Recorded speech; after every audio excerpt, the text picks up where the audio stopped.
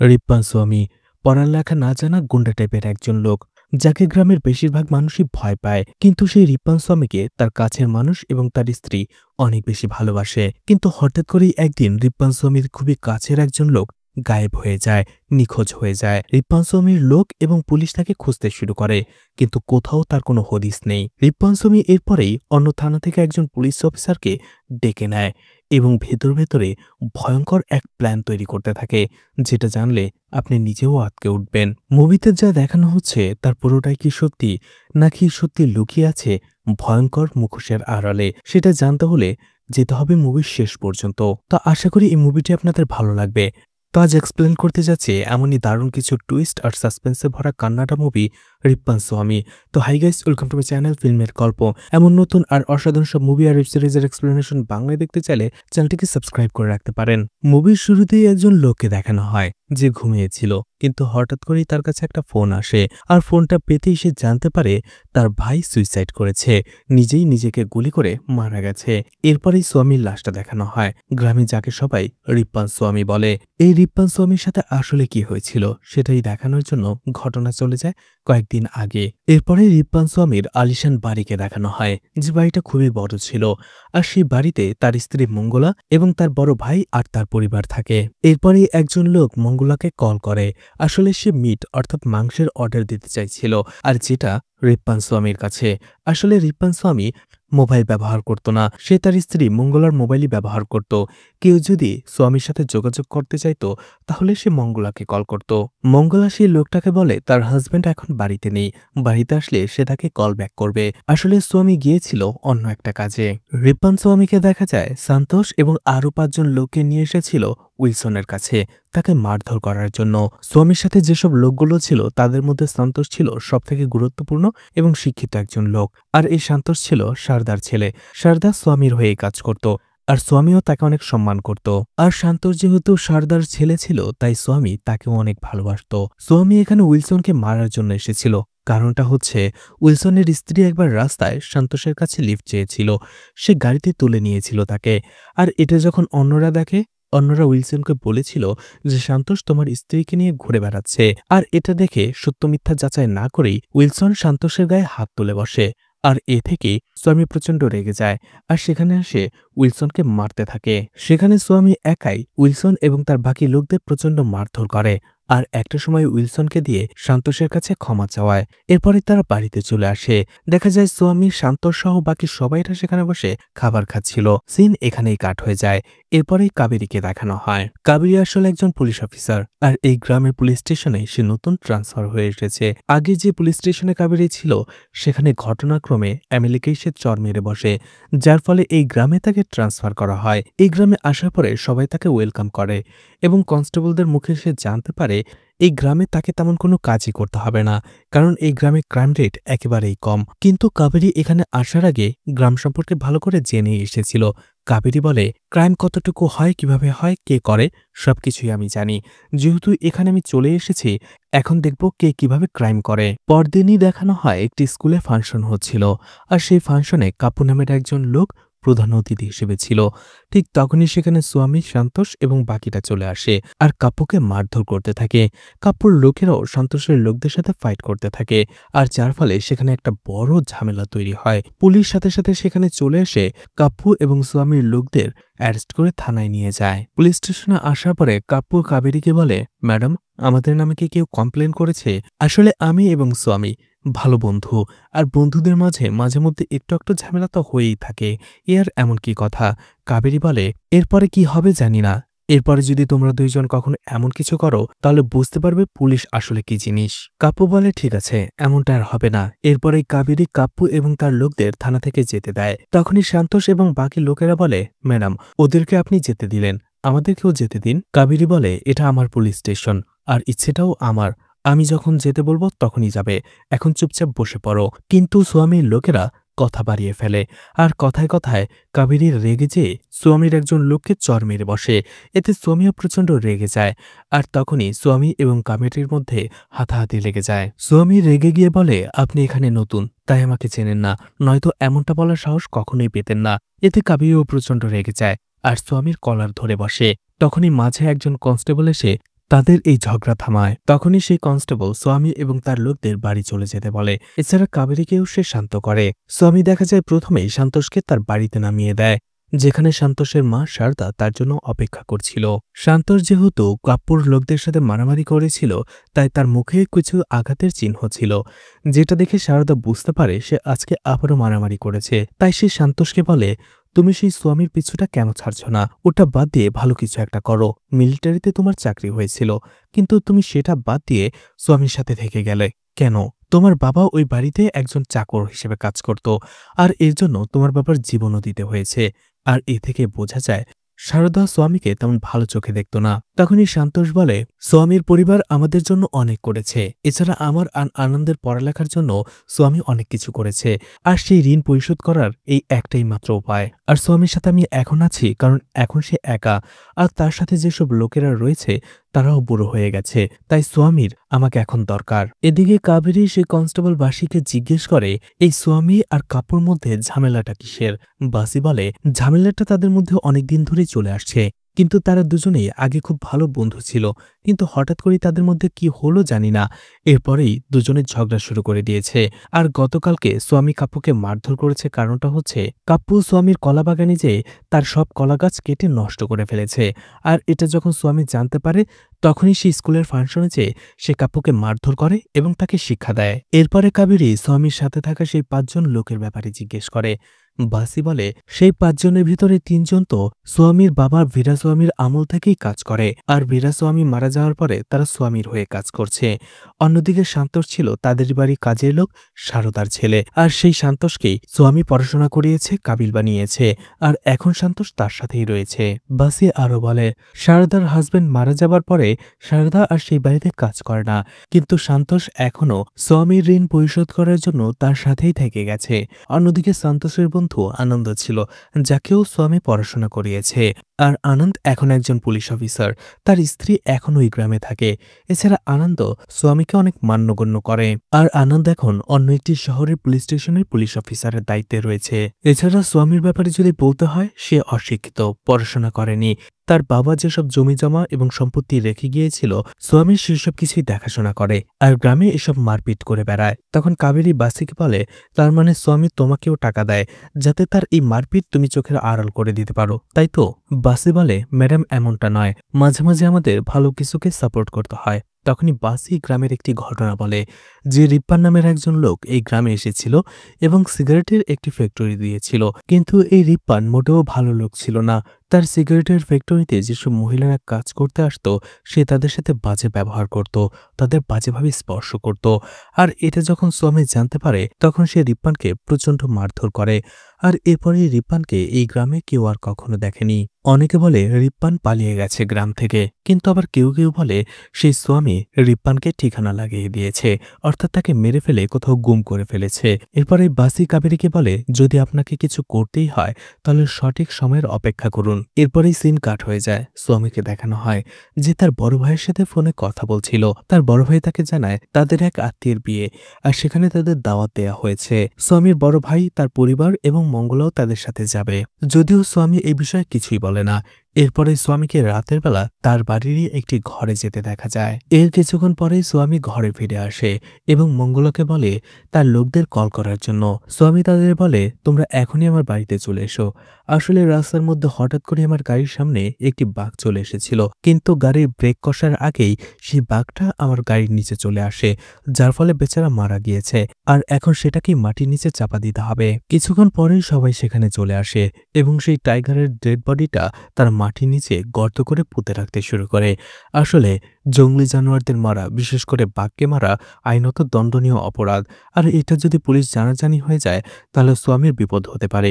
এই জন্যই তারা এখানে এসে মাটির নিচে সেটা পুঁতে ফেলে। তখনই সেই লোকগুলো স্বামীকে বলে, ঠিক আছে, তাহলে এখন আমাদের বাড়িতে দিয়ে আসুন। স্বামী বলে, অনেক রাত হয়ে গেছে, এখন আমি তোমাদের বাড়িতে দিয়ে আসতে পারবো না, তোমরা এক কাজ করো, সবাই এখানেই থেকে যাও। সেই লোকগুলোর মধ্যে তখন একজন বলে, ঠিক আছে, তাহলে আমাদের 500 টাকা দিন, আসলে তারা এখানে মদ খেয়ে এনজয় করবে। তখনই স্বামী রেগে যায় আর বলে, এমনিতেই তোমরা মদ খেয়ে আছো, তোমরা আবারও মদ খেতে চাইছো?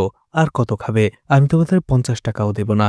এছাড়াও আমি এখানে তোমাদের কাজ না দিলে তোমাদের কেউ জিজ্ঞাসাও করত না। আসলে সেই লোকগুলো সোয়ামীর বাবার আমল থেকে তার সাথেই কাজ করত। কিন্তু সোয়ামী তাদের সাথে একটু অপমানজনকভাবে কথা বলে, যার ফলে তারাও রেগে যায়। সোয়ামীর সাথে তাদের কথা কাটাকাটি হয়, যার ফলে সেখানকার একজন লোক সোয়ামীর গায়ে হাত তোলার চেষ্টা করে। সোয়ামীও তাকে মারধর করে এবং তাদেরকে বলে, তোমাদের মতো লোকদের আমার কাছে রাখাটাই ভুল হয়েছে। এরপরে তাদের অপমান করে সেখান থেকে চলে যেতে বলে আর কখনো আসতে মানা করে দেয়। এরপরেই সোয়ামী বাসায় চলে আসে আর মঙ্গলাকে শুধুমাত্র তার শার্টটা খুলে দেয়, যার ভেতরে কয়েক ফোঁটা রক্ত লেগেছিল।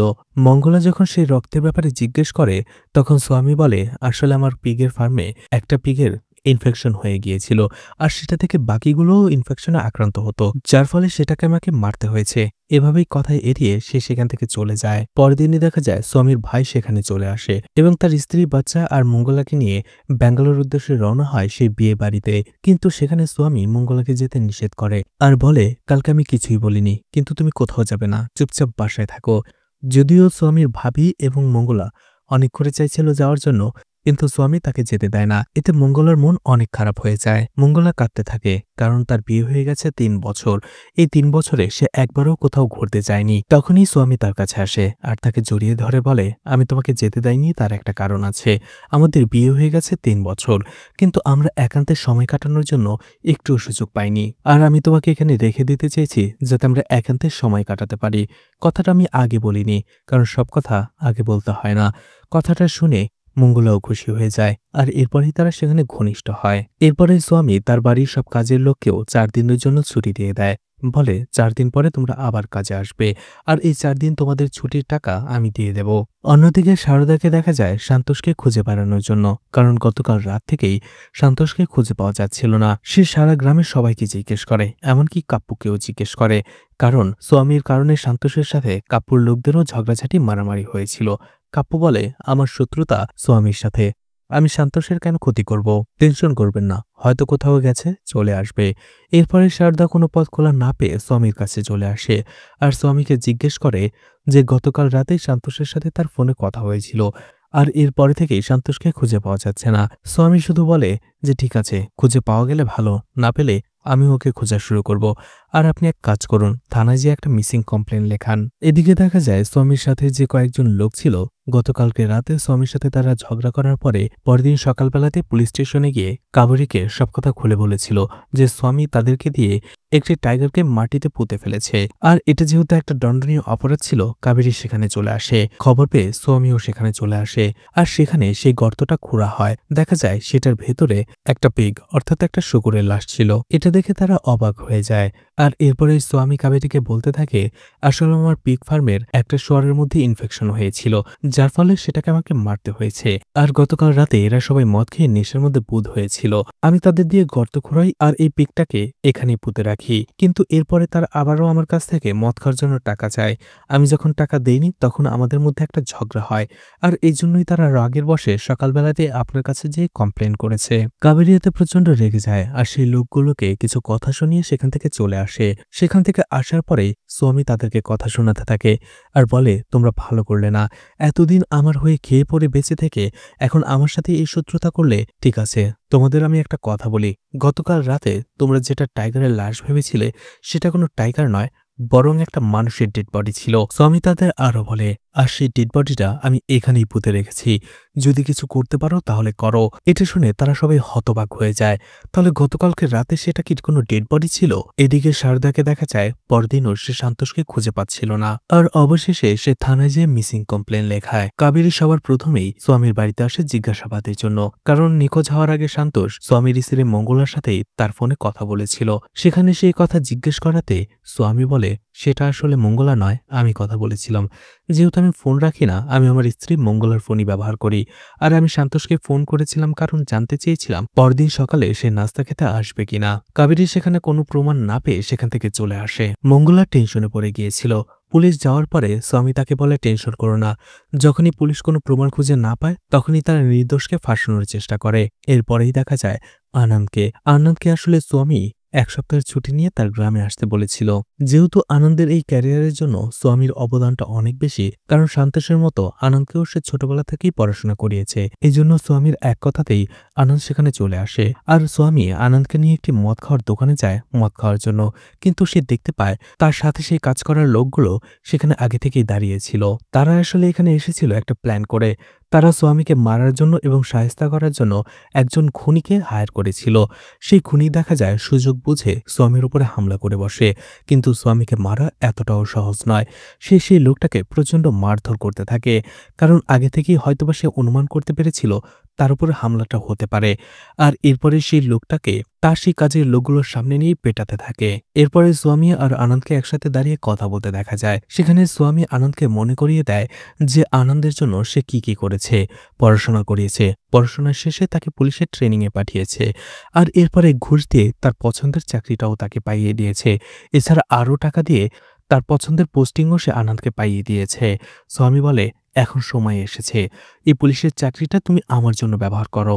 আনন্দ তখন বলে, আমার সব মনে আছে, আপনি টেনশন করবেন না, আমি আপনার জন্য সবকিছু করব, কি করতে হবে শুধু সেটা বলুন। সোয়ামী বলে, সময় আসলে আমি তোমাকে বলবো, তুমি শুধু তৈরি থেকো। আপাতত তুমি তোমার স্ত্রীর সাথে সময় কাটাও, কালকেই তোমার ম্যারেজ অ্যানিভার্সারি, তুমি তোমার স্ত্রীকে নিয়ে আমার বাড়িতে এসো, মঙ্গলার সব খাবারের আয়োজন করবে। সোয়ামীর কথা মতোই আনন্দ তার স্ত্রী শালিনীকে নিয়ে পরদিন সোয়ামীর বাড়িতে চলে আসে খাবার খাওয়ার জন্য। খাবার খাওয়ার সময় শালিনী মঙ্গলাকে জিজ্ঞেস করে যে, আমি জানি আপনি আপনার হাজব্যান্ড সোয়ামীকে অনেক বেশি ভালোবাসেন, কিন্তু এমন কি তার কোনো দিক রয়েছে যেটা আপনি পছন্দ করেন না? তখন মঙ্গলা হেসে বলে, ও ঠিকঠাক মতো গোসল করে না। এটা শুনে সোয়ামী মঙ্গলার দিকে রেগে তাকায়। শালিনী বলে, আপনি সবসময় এত রেগে কেন থাকেন? শালিনী বলে, আপনি এত রাগী মানুষ, আমাকে একটা কথা বলুন তো, আপনি মঙ্গলাকে প্রথমে বিয়ের জন্য কিভাবে বলেছিলেন? প্রথমত সোয়ামী কথাটা একেবারে এড়িয়ে যায়, বলতে চায় না, কিন্তু শালিনী প্রচণ্ড জিদ করে।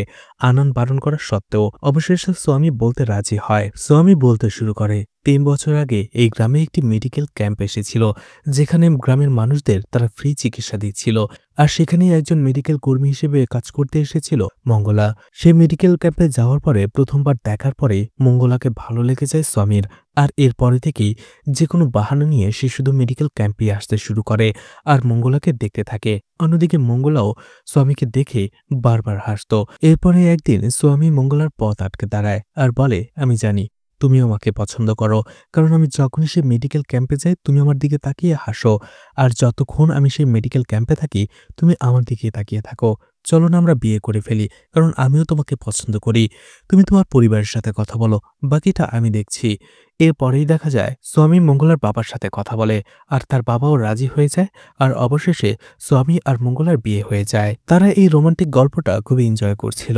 এরপরে খাবার খাওয়ার শেষে যখন আনন্দ আর সোয়ামী একসাথে দাঁড়িয়ে সিগারেট খাচ্ছিল, তখনই সোয়ামী আনন্দকে বলে, আমি সান্তোষকে মেরে ফেলেছি। কথাটা শুনে হতবাক হয়ে যায় আনন্দ, আর বলে, কেন, ও কি করেছিল? সোয়ামী বলে, ও আমার স্ত্রীকে বাজেভাবে টাচ করত, যখনই আমি বাসায় থাকতাম না তখনই ও আমার স্ত্রীর দিকে বাজে নজরে তাকাতো। আনন্দ হতবাক হয়ে চুপচাপ দাঁড়িয়ে থাকে। তখনই সোয়ামী বলে, এখন আমাকে আরও একটা খুন করতে হবে। আনন্দ বলে, কাকে আর কেনই? তখন সোয়ামী বলে, আমার স্ত্রী মঙ্গলাকে, কারণ ও কম যায় না। ও হয়তো সন্তোষকে পছন্দ করত, সন্তোষ যে ওকে বাজেভাবে টাচ করত এটাও আমাকে কখনো বলেনি। আনন্দ বলে, আগে তুমি মঙ্গলার সাথে কথা বলে নাও, দেখো ও কি বলে। তুমি মঙ্গলাকে মেরে ফেললে আর পরে জানলে যে তোমার স্ত্রী নির্দোষ, তখন তোমার নিশ্চয়ই আফসোস হবে। তুমি আগে তার সাথে কথা বলো, আর যদি অপরাধ করেই থাকে, দোষ করেই থাকে, তাকে তো ক্ষমা করে দেওয়া যায়। তখনই স্বামী রেগে যায় আর তার গলায় গান রেখে বলে, তুমি আমাকে বলো, শালিনী যদি এমনটা করতো তাহলে তুমি কি করতে? আমি এখন যেটা করব সেটাতে তোমাকে আমাকে সাপোর্ট করতে হবে। এর সবকিছু থেকে তোমাকেই আমাকে বাঁচাতে হবে। খুনের কেসে পুলিশ যদি আমাকে অ্যারেস্ট করতে আসে তাহলে তোমাকেই এইসব পরিস্থিতি থেকে আমাকে বাঁচাতে হবে। তুমি ভুলে যেও না আমি তোমার জন্য কি কি করেছি। আনন্দ বলে, ঠিক আছে, আমি তোমাকে সাহায্য করব, কারণ তুমি ভুল বা সঠিক যাই করো না কেন, এখনই সুযোগ তোমার ঋণ পরিশোধ করার। পরদিনই দেখা যায় স্বামীর সাথে যারা কাজ করত তারা আবারও থানায় আসে, আর তারা কাবেরীকে বলে সান্তোষকে খুন করেছে ওই স্বামী, কিন্তু কাবেরী বলে তার হাতে কোনো প্রমাণ নেই, কিন্তু তারা 5 জনই লিখিত কমপ্লেন করেছিল। কাবেরী তারপরেও বলে প্রমাণ ছাড়া সে স্বামীর দিকে আঙুল তুলতে পারবে না, এজন্য কাবেরী তাদেরকে থানা থেকে চলে যেতে বলে। এরপরে রাতের বেলা কাবেরী ভাসিকে জিজ্ঞেস করে এই ব্যাপারে। ভাসি তখন বলে, সান্তোষ কোথায় আসে জানি না, সন্তোষ যদি সত্যিই মারা যায় তাহলে এটা অবাক করার মতো। আর ঠিক একই রকমভাবে অদ্ভুতভাবে মারা গিয়েছিল স্বামীর বাবা বীরাস্বামী। তখনকার এসআই কেসটা তদন্ত করে বলেছিল বীরাস্বামী স্বীকার করতে যেয়ে তারই গানের বুলেট দিয়ে নিজেই মারা গিয়েছিল। আর ওই সময়টাতে এই ৫ জনের মধ্যে ৩ জনই বীরাস্বামীর সাথে কাজ করত। এছাড়া আরও একজন ছিল যে বীরাস্বামী মারা যাবার পরে কাজ ছেড়ে চলে গিয়েছিল। আমার মনে হয় বীরাস্বামীর মার্ডার, সন্তোষের নিখোঁজ হওয়া আর স্বামীর সাথে সেই ৫ জন লোকের দ্বন্দ্ব, এই সবকিছুর মধ্যে কোনো একটা কানেকশন রয়েছে। কাবেরী ভাসির কথা মতো সুন্দরামের সাথে দেখা করতে যায়। এই সুন্দরামই সেই লোক ছিল যে বীরাস্বামী মারা যাবার পরে সেখান থেকে কাজ ছেড়ে চলে এসেছিল। সুন্দরামকে কাবেরী জিজ্ঞেস করে বীরাস্বামী কিভাবে মারা গিয়েছিল। সুন্দরাম বলে বীরাস্বামী জঙ্গলি শুয়োর শিকার করতে অনেক ভালোবাসতো, আর এভাবেই একবার আমরা শিকার করতে জঙ্গলে গিয়েছিলাম আর আমরা সবাই আলাদা আলাদা দিকে গিয়েছিলাম। এরপরে হঠাৎ করেই গুলির শব্দ হয়। আমরা দৌড়ে সেখানে গেলেই দেখতে পাই বীরাস্বামীর লাশ সেখানে পড়েছিল। আর এরপরেই আমি সেখান থেকে কাজ ছেড়ে দিয়ে চলে আসি।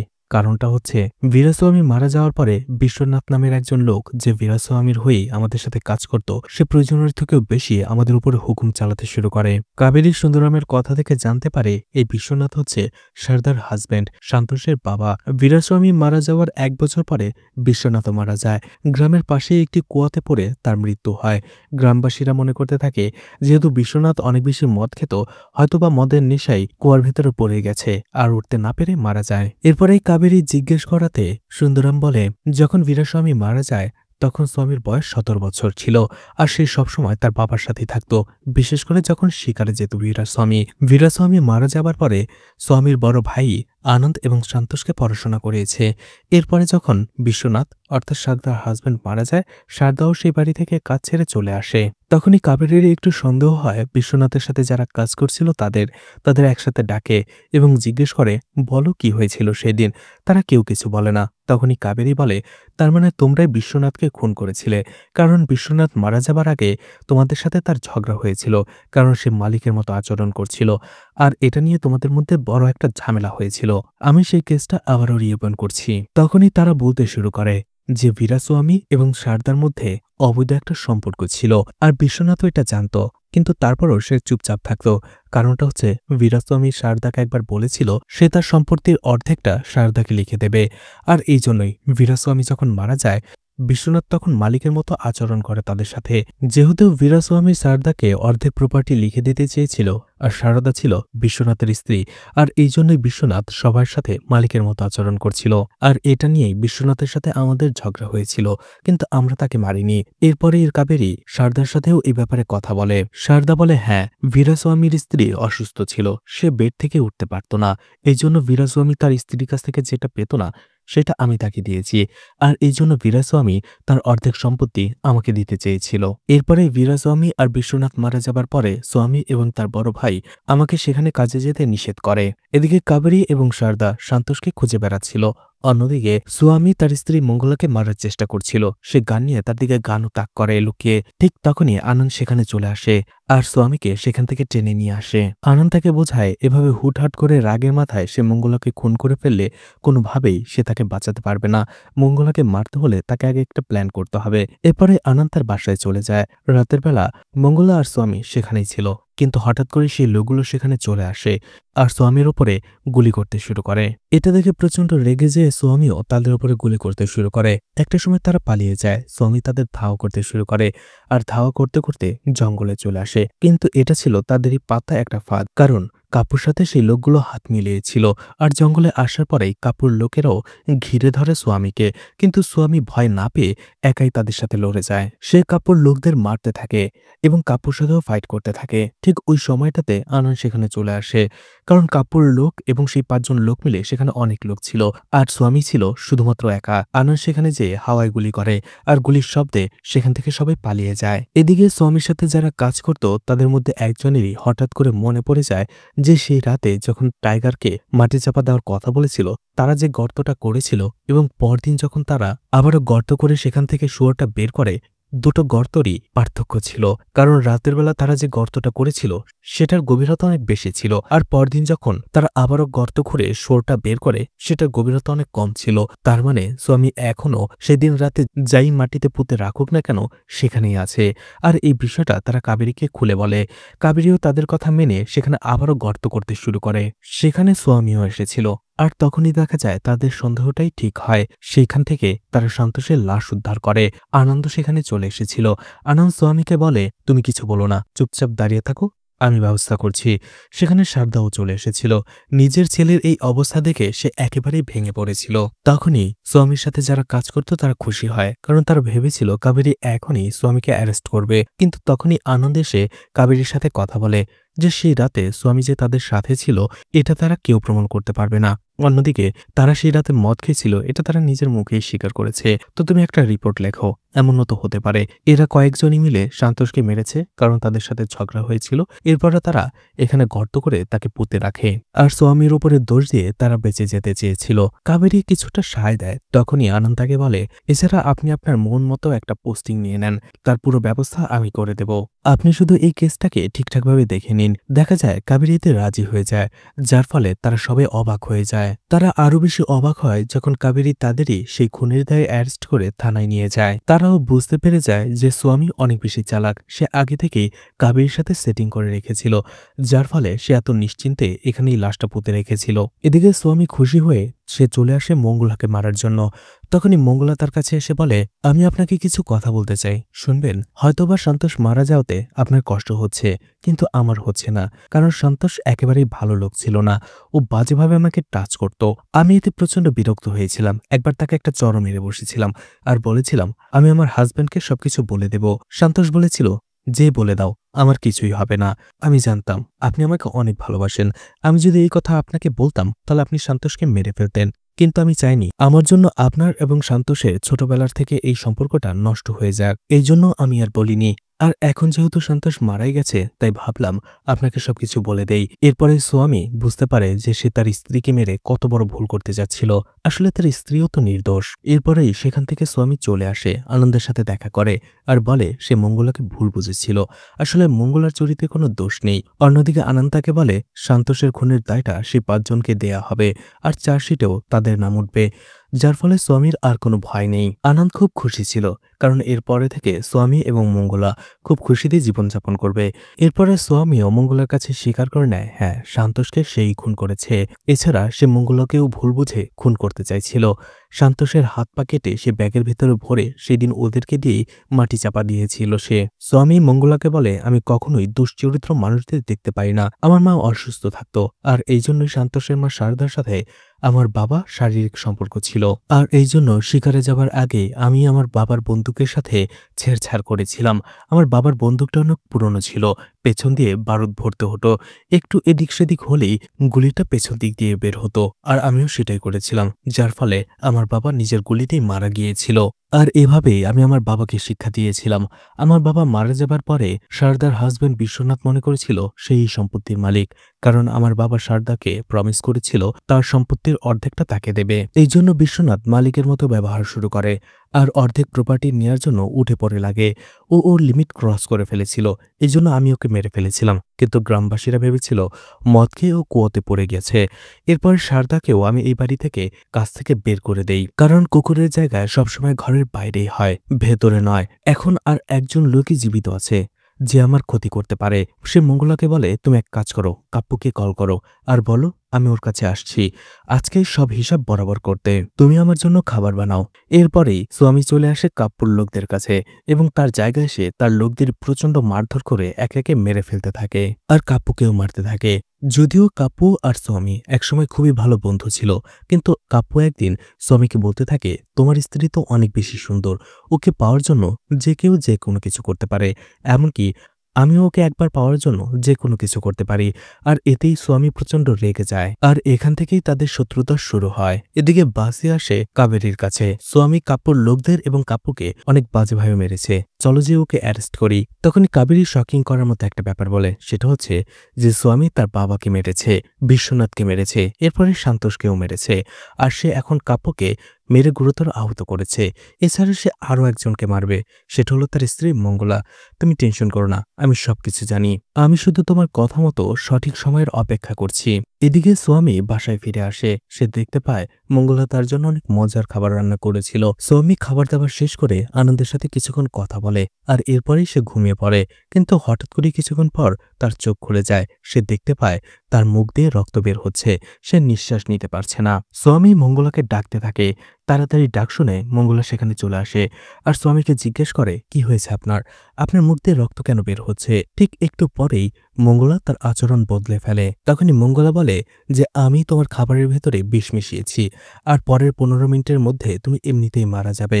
কথা শুনে সোয়ামী মঙ্গলার গলা চেপে তাকে মারার চেষ্টা করে, কিন্তু সোয়ামীর হাত পা দুর্বল হয়ে গিয়েছিল। মঙ্গলা নিজেকে ছাড়িয়ে নেয়। তখনই মঙ্গলা একে একে সবকিছু বলতে থাকে যে, আমি নিজেই সন্তোষকে পছন্দ করতাম, তাও আজকাল থেকে নয়, সেই স্কুলের দিন থেকে। কিন্তু সন্তোষ একটু লাজুক স্বভাবের ছিল, এই জন্য ও কখনো এসে আমাকে কিছুই বলতে পারেনি। আর তুমি শেষে হঠাৎ করে এসে আমাকে অর্ডার দিয়ে দিলে যে তোমাকে বিয়ে করে নিতে। তুমি আমাকে একবারও জিজ্ঞেস পর্যন্ত করনি যে আমি তোমাকে পছন্দ করি কি না। তুমি সরাসরি অর্ডার দিয়ে দিলে। আরে আমি তোমাকে দেখে হাসতাম না সেই ক্যাম্পে, আমি সন্তোষের দিকে তাকিয়ে হাসতাম। তুমি কখনো আমার মনের কথা একবারও জানতে চাওনি, কারণ সবসময় তুমি শুধু আমার শরীরটাই চেয়েছ। তুমি আমার বাবাকে ধমকি দিয়ে এই বিয়েতে রাজি করিয়েছ।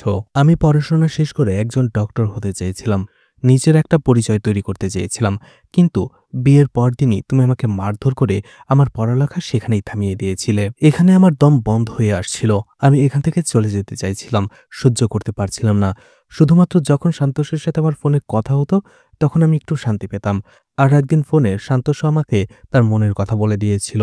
আমরা তোমার কাছ থেকে পালিয়ে অন্য কোথাও যেয়ে বাঁচতে চেয়েছিলাম, কিন্তু তার আগেই তুমি সন্তোষকে মেরে ফেললে। তুমি যখন সন্তোষকে গলা কেটে মারছিলে তার আগেই সন্তোষ আমার সাথেই কথা বলছিল, কিন্তু তুমি সেখানে আসতেই সন্তোষ ফোনটা কাটতেও ভুলে গিয়েছিল। এজন্য তুমি যখন ওকে মারছিলে আমি সবকিছু ফোন থেকে শুনেছি, কিন্তু আমি কিছুই বলতে পারিনি। এরপরে বাড়িতে এসে সন্তোষের রক্তে ভেজা শার্টটা তুমি আমাকে দিলে, সেটা নিয়ে আমি গোসলখানায় যেয়ে অনেক কেঁদেছিলাম, কিন্তু কিছুই বলতে পারিনি। আমি কি পড়ালেখা তোমার জন্য করেছিলাম? তোমার বাড়িতে তোমার রান্না বান্না করার জন্য করেছিলাম? আমি কি তোমার হাতের পুতুল ছিলাম যে তুমি আমাকে যেভাবে চাইতে সেভাবে ইউজ করতে? তুমি যখন আমার কাছে আসতে আমার তখন ঘেন্না হতো, তোমার শরীর থেকে সবসময় বাজে গন্ধ আসতো। আমি তোমাকে সবসময় সব দিক থেকে ঘৃণা করতাম। একদিনের জন্য, এক মুহূর্তের জন্য তোমাকে আমি ভালোবাসিনি। এই সবকিছু শোনার পরে স্বামী হতবাক হয়ে যায়, নিজের কানকেই যেন বিশ্বাস করতে পারছে না। যে স্ত্রীকে সে এত ভালোবেসেছিল সেই স্ত্রীকে নেই তাকে মেরে ফেলবে আজকে। সে রেগে গিয়ে গানটা নেয় মঙ্গলাকে গুলি করার জন্য, কিন্তু সেই রাইফেলের ভেতরে বুলেট ছিল না। তখনই মঙ্গলা সেই রাইফেলটা তার কাছ থেকে ছিনিয়ে নেয় আর তাকেই মারতে শুরু করে। অন্যদিকে স্বামী নিজেকে বাঁচানোর জন্য বাইরে পালাতে শুরু করে। এটা সেই রাইফেল ছিল যে রাইফেল দিয়ে স্বামী তার বাবাকে মেরেছিল। স্বামী সেখান থেকে পালানোর পরে মঙ্গলা সেই রাইফেলে বারুদ ভরে। অন্যদিকে স্বামী পালিয়ে একটা রুমে আসে, আর এই রুমের ভেতরে তার অনেক স্মৃতি জড়িয়ে আছে, কারণ এই রুমের ভেতরেই সে সন্তোষকে মেরেছে। এছাড়া এই রুমের ভেতরেই যারা যারা তার শত্রু ছিল, যাদেরকে সে মেরেছে তাদের প্রত্যেকের ছবি আঁকা ছিল, তার বাবা বীরাস্বামী, বিশ্বনাথ, শারদা, সন্তোষ, সবার। এরপরে মঙ্গলা সেখানে চলে আসে আর দরজায় লাথি মেরে সবকিছু ভেঙে ফেলে। মঙ্গলাও দেয়াল আঁকা সবকিছু দেখে ফেলে, আর এরপরেই মঙ্গলা স্বামীকে গুলি করে সেখানে মেরে ফেলে। এরপরেই পরদিন সকালের ঘটনা দেখানো হয়, অর্থাৎ ঘটনা বর্তমানে চলে আসে, যেটা মুভির শুরুতে দেখানো হয়েছিল। সেখানে স্বামীর লাশটা এমনভাবে ছিল যেটা দেখে মনে হচ্ছে স্বামী নিজেই নিজেকে গুলি করে মেরে ফেলেছে। এদিকে মঙ্গলা পুলিশকে বয়ান দিচ্ছিল গতকাল রাতে স্বামী অনেক টেনশনে ছিল, খাবার খেয়ে ঘুমিয়ে পড়েছিল, কিন্তু এরপরেই সকালে উঠে সে এটা দেখে। তখনই আমাদের একটা ফ্ল্যাশব্যাক দেখানো হয়, যখনই কাবেরী সুন্দরামের সাথে যে দেখা করে এবং সব ঘটনা শোনার পরে শারদার কাছে আসে এবং তাকে সব ঘটনার সত্যতা জিজ্ঞেস করে আর বলে তার বিরুদ্ধে, অর্থাৎ স্বামীর বিরুদ্ধে বয়ান দিতে। কিন্তু শারদা তাকে বলেছিল স্বামী তার বিরুদ্ধে থাকা সব প্রমাণ মিটিয়ে দেয় এবং কেউ যদি তার বিরুদ্ধে মুখ খোলে সে তাকেও মেরে ফেলে। কাবেরীও বুঝতে পারে, এজন্য কাবেরী বলে, ঠিক আছে, স্বামীকে আমরা অন্যভাবে শাস্তি দেব, তাই আমি আপনাকে যা বলবো সেভাবে কাজ করুন, তাহলে আপনি বিশ্বনাথ এবং শান্তসত্তার বিচার পাবেন। অন্যদিকে আনন্দ এবং কাবেরীকেও দেখানো হয়। আনন্দ তাকে বলেছিল সন্তোষ এবং আনন্দ তারা ছোটবেলা থেকেই খুব ভালো বন্ধু ছিল। স্বামী তো তাদের দেখে হিংসে করত, আর তাদের দুইজনকে স্বামীর বড় ভাই পড়াশোনা করিয়েছে, স্বামী নয়। কিন্তু স্বামী সবসময় জাহির করত যে সে তাদের জন্য অনেক কিছু করেছে, সে তাদের পড়াশোনা করিয়েছে। ও কখনোই একজন ভালো মানুষ ছিল না, ও কখনোই একজন ভালো হাজব্যান্ড হতে পারেনি, ভালো বন্ধুও হতে পারেনি। আনন্দ কাবেরীকে বলেছিল, আপনি আমার কথা মতো চলুন, সঠিক সময় আসার পরে আমি আপনাকে সাহায্য করব। কাবেরী, আনন্দ এবং শারদা যখন স্বামীকে মারার প্ল্যান করে তখন শারদা নিজে এসেছিল মঙ্গলার কাছে আর বলেছিল, এটাই তোমার কাছে সুযোগ। তুমি যদি এখন ভয় পাও তাহলে সারা জীবন তোমাকে এখানেই কয়েদ হয়ে থাকতে হবে। এখনই সুযোগ নিজেকে মুক্ত করার জন্য, কারণ এখন পুলিশ তোমাকে সহায়তা করবে। তুমি যদি এখন এই কাজটা না করো দেখবে স্বামী একদিন নিজেই তোমাকে মেরে ফেলবে। মঙ্গলা তখন রাজি হয়ে যায় আর এরপরে শারদা মঙ্গলাকে বলে যে স্বামী তাকে মারার প্ল্যান করছে, সে যেন তাকে যে মিথ্যে বলে। এরপরেই মঙ্গলা সান্তোষের নামে সেই মিথ্যেগুলো বলেছিল যে সান্তোষ তাকে বাজেভাবে টাচ করেছে, বাজেভাবে কথা বলেছে, সে তাকে চড় মেরেছে, এইসব কথাগুলো। আর এভাবেই স্বামী যেন মঙ্গলাকে না মারে প্রথমে তারা সেটার ব্যবস্থা করে আর এরপরেই স্বামীর বিশ্বাস অর্জন করে মঙ্গলাই স্বামীকে মেরে ফেলে। এদিকে পুলিশের কাছে আনন্দ বয়ান দেয়, যখন স্বামী সান্তোষকে মেরে ফেলে তখন সে হতাশ হয়ে পড়ে যে সে নিজের বন্ধুকে মেরে ফেলেছে। এরপরে স্বামী অনেকবার নিজেকে শেষ করে দেওয়ার চিন্তা করেছিল, কিন্তু আমি তাকে রক্ষা করেছিলাম। কিন্তু অবশেষে স্বামী আমার অনুপস্থিতিতে নিজেকে মেরেই ফেলল। আমি তাকে বাঁচাতে পারলাম না নিজের ভেতরে থাকা অপরাধ বোধ থেকে। এদিকে শারদা পুলিশকে বলতে থাকে, আমার ছেলের হত্যাকারী মারা গেছে, এতে আমি খুশি হয়েছি। ও যেমন পাপ করেছে তেমন শাস্তি পেয়েছি। আসলে কাবেরী এটা সবাইকে শিখিয়ে দিয়েছিল যে কাকে কি বলতে হবে, যাতে করে সে কেসটাকে ঠিকঠাকভাবে ধামাচাপা দিতে পারে, যাতে করে সাধারণ মানুষ মনে করে এটা একটা স্বাভাবিক আত্মহত্যা ছাড়া আর কিছুই নয়। আসলে স্বামী বেঁচে থাকাকালীন তার পেছনে অনেক বড় একটা প্ল্যান চলছিল, আর স্বামী চোখের সামনে যাই দেখছিল না কেন সেই সবকিছুই ছিল একটা মুখোশ। আর কাবেরীও পোস্টমর্টমের নামে লাশটাকে সেখান থেকে নিয়ে যায় আর কেসটাকে ক্লোজ করে দেয়। আর এভাবেই কাবেরী একজন অপরাধীকে শাস্তি পেয়েছিল, যার প্ল্যানে সামিল ছিল সবাই। আর এখানেই মুভিটি শেষ হয়ে যায়। তো মুভিটা আপনাদের কেমন লেগেছে কমেন্ট করে জানাতে পারেন, আর মুভিটা ভালো লাগলে লাইক কমেন্ট শেয়ার করে পাশে থাকতে পারেন। তো আজকের মতো বিদায় নিচ্ছি, আবারও দেখা হবে নতুন কোনো মুভি বা ওয়েব সিরিজ নিয়ে। ততক্ষণ পর্যন্ত ভালো আর সুস্থ থাকবেন সবাই। আজকের মতো বিদায় নিচ্ছি, আল্লাহ হাফেজ।